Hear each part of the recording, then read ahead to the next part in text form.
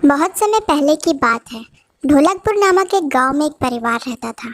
उस परिवार में दादा दादी, उनका बेटा श्याम, बहू विमला और उनके दो बच्चे भी थे।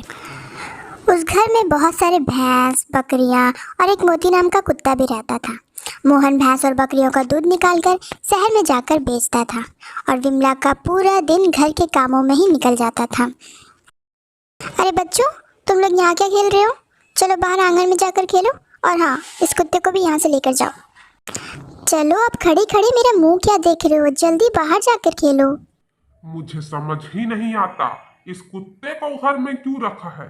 जब कोई इसको पसंद ही नहीं करता, इसे कोई घर से बाहर क्यों नहीं निकाल देता। कुछ नहीं बापूजी, बस ये बच्चों की जिद की वजह से रखा है। माँ, आप हमेशा मोती को ऐसा क्यों बोलते हो? कोई नहीं पिंकी, चल हम बाहर ही जाकर खेलते हैं। चल मोती, वहाँ हमें ज्यादा मजा आएगा। फिर कमला घर के कामों में लग जाती है। शाम को श्याम शहर से दूध बेचकर घर वापस आता है और कहता है, अरे, मैंने अभी बाहर सुना कि राजू, जिसकी नुक्कड़ पे राशन की दुकान है, वो कल रात से ही लापता है। बेचारे उसके परिवार वालों का तो रो रो कर बुरा हाल है। अजी, पर कल ही तो मैंने उसे घर का सामान लिया था। ऐसे कहाँ चले गए बिना बताए? अरे वो तो मुझे भी नहीं पता। रात को सब खाना खाते हैं और अपने अपने रूम में सोने चले जाते हैं।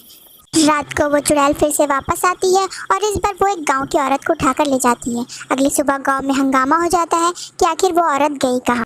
चुड़ैल हर दिन किसी न किसी को गांव से उठा ले आती थी और अपने पिंजरे में बंद कर देती थी। अब तो गांव वालों के दिल में डर बैठ गया था कि गांव के लोग अचानक कैसे कैसे और कहाँ गायब हो रहे हैं। एक दिन तो वो चुड़ैल श्याम के घर भी आ जाती है। मोती उसको देखकर बहुत जोर जोर से भौंकने लगता है। ये बच्चों ने भी ना क्या मुसीबत पाल कर रखी है। इसने तो भौंक भौंक कर मेरी पूरी नींद ही खराब कर दी। अभी जाकर इसे भगाता हूँ यहाँ से। दादाजी धीरे धीरे उठकर बाहर मोदी को भगाने के लिए जाते हैं। वहां पहुंचकर वो देखते हैं मोदी एक चुड़ैल के पीछे भौंक रहा होता है। ये देखकर दादाजी के तो होश ही उड़ जाते हैं और उनके गले से आवाज़ भी नहीं निकलती। चुड़ैल दादाजी को पकड़कर एक सुनसान जगह पर ले जाती है। मोदी भी चुड़ैल के पीछे पीछे वो जगह तक पहुंच जाता है। वो जगह में एक गुफा होता है जहां पर वो चुड़ैल रहती थी। उस गुफा के अंदर एक बहुत बड़ा सा पिंजरा होता है जहां पर गांव के बहुत सारे लोग कैद होते हैं। उसी पिंजरे में राजू भी बंद होता है। चुड़ैल पिंजरे का दरवाज़ा खोलती है और दादाजी को भी उसके अंदर डालकर वहाँ से चली जाती है। दादाजी, आप यहाँ कैसे आए? इस चुड़ैल ने भी आपको पकड़कर यहाँ बंद कर दिया? पर तू बता, तू यहाँ कैसे पहुंचा? क्या बताऊं दादाजी, कल रात जब मैं दुकान बंद करके घर जा रहा था तो रास्ते में इस चुड़ैल ने मुझे पकड़ लिया और यहाँ लाकर बंद कर दिया। और वहाँ तेरे घर वालों का रो रो कर बुरा हाल है। वो तो यही सोच रहे हैं कि ना जाने तू बिना बताए अचानक ऐसे कैसे और कहाँ चला गया। जैसे ही चुड़ैल गुफा के बाहर आती है, मोदी गुफा के अंदर चला जाता है। अरे मोदी, तू यहाँ? अच्छा हुआ मोदी जो तू यहाँ गया।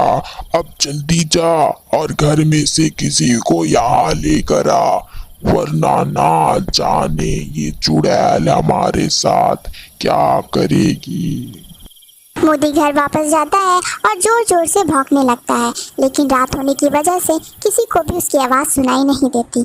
अगले दिन सुबह सारे लोग नाश्ते करने के लिए टेबल पर बैठते हैं।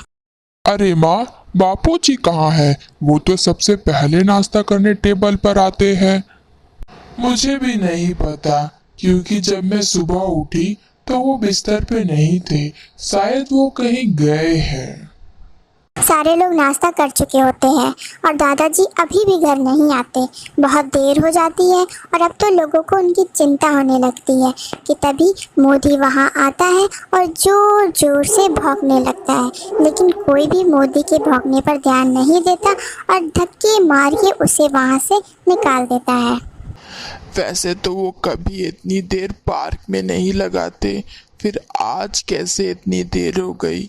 मुझे तो अब चिंता हो रही है, कहीं वो भी कहीं गायब तो नहीं हो गए। नहीं माँ, ऐसा कुछ नहीं हुआ होगा, आप चिंता मत करिए। मैं अभी पार्क में बच्चों को उन्हें ढूंढने के लिए भेजती हूँ। चिंटू और पिंकी दादाजी को पार्क में ढूंढने के लिए जाते हैं, लेकिन दादाजी का कुछ पता नहीं चलता। वो घर आके ये सब बताते हैं और सब लोग बहुत परेशान हो जाते हैं। वो आस पड़ोस में भी पूछते हैं, लेकिन दादाजी का कुछ पता नहीं चलता। रात होने तक वो लोग उनको ढूंढते हैं और आखिरकार थक हार कर सब घर वापस आ जाते हैं। उनके घर वापस आते ही मोदी फिर से जोर जोर से भौंकने लगता है। अरे इस मोदी को क्या हुआ है, कल से बस भौंके ही जा रहा है, कोई इसे चुप कराओ। अरे आप परेशान ना हो, हम अभी से चुप कराते हैं। अरे आप परेशान मत होइए और जाके सो जाइए, कल सुबह जल्दी उठ के बाबूजी को ढूंढने भी तो जाना है।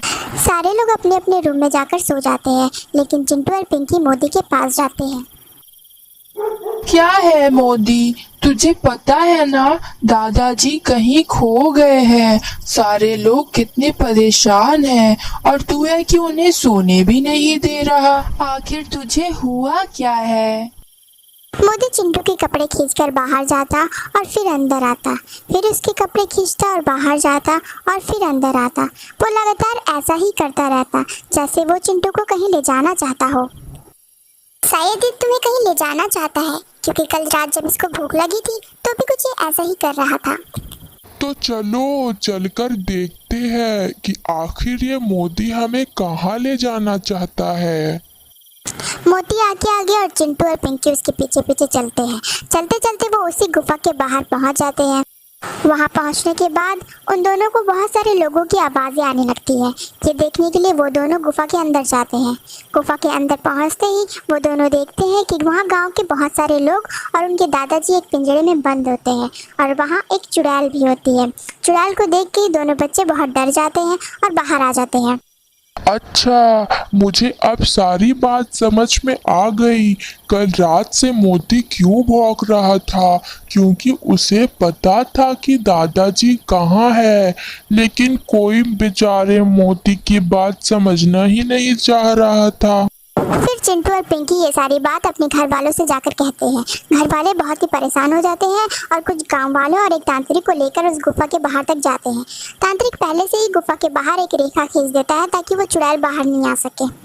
फिर तांत्रिक चुड़ैल को चिल्लाता है, ए चुड़ैल, चल बाहर आ। हमें पता है कि तूने ही गांव के लोगों को अगवा करके पिंजड़े में बंद कर रखा है। कौन है तू जो मुझे पुकार रहा है? लगता है तुझे भी पकड़कर पिंजरे में बंद करना पड़ेगा। चुड़ैल जैसे ही तांत्रिक को पकड़ने के लिए आगे बढ़ती है, उसे जोरदार एक करंट का झटका लगता है और वह पीछे हट जाती है। चुड़ैल का ध्यान तांत्रिक पर होता है कि तभी चुपके से चिंटू गुफा के अंदर जाकर सारे लोगों को पिंजरे से आजाद कर देता है और चुड़ैल के देखने से पहले सारे लोग गुफा के बाहर आ जाते हैं। मुझे पता है कि तेरा मृत शरीर इस गुफा के पीछे ही है, तो तुझे यहाँ से भेजने के लिए सबसे पहले तेरा वो मृत शरीर को जलाना पड़ेगा। नहीं, तुम ऐसा नहीं कर सकते, तुम ऐसा नहीं कर सकते। फिर सारे गांव वाले उस चुड़ैल के मृत शरीर को ढूंढकर उसे जला देते हैं। इसके साथ साथ वो चुड़ैल भी जलकर खाक हो जाती है। आज मैं तेरी वजह से ही बच पाया हूँ मोदी, और मैं हूँ कि तुझे हमेशा कोसते ही रहता था। हो सके तो मुझे माफ कर देना। और दादाजी मोदी को गोद में उठाकर उसे प्यार करने लगते हैं। मोदी भी दादाजी का प्यार पाकर बहुत ही खुश हो जाता है।